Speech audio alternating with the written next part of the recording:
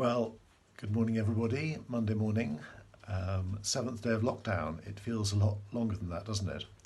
I do hope you managed to get to our Sunday service yesterday. In case you missed it, it's still available on the church website, as well as all age and youth presentations as well.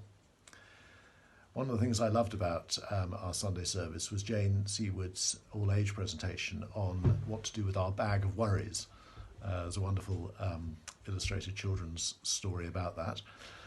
But she then turned us to Philippians chapter 4, verses 6 to 7, very familiar verses. Do not be anxious about anything, but in everything, by prayer and petition with thanksgiving, present your requests to God.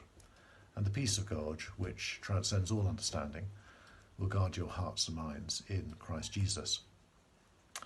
I came across a wonderful example of the power of this peace in an email from my GP sister-in-law.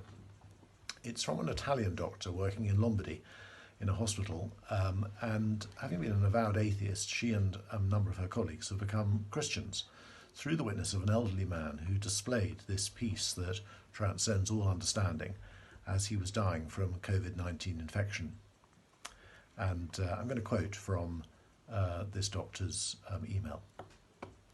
Until 2 weeks ago, my colleagues and I were atheists. It was normal because we're doctors and we learned science and we were taught to exclude the presence of God. I always laughed at my parents going to church. 9 days ago, a 75-year-old pastor came to us. He was a gentleman with respiratory problems. He had a Bible, and we were impressed that he read it to the dying as he held their hands. As all the doctors were tired, discouraged, psychologically and physically exhausted, when we had time, we listened to the pastor.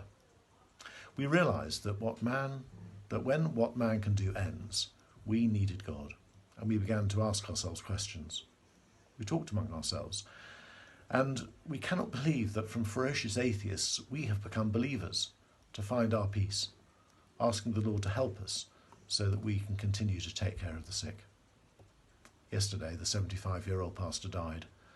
The old shepherd managed during his stay to bring us a peace that we no longer expected to find. Now he's with the Lord. I'm happy to have come back to God while surrounded by the suffering and death of my fellow men. Amazing story, isn't it? There is great power in the peace of God that passes all understanding, when so many people around us have only fear and no hope for the future.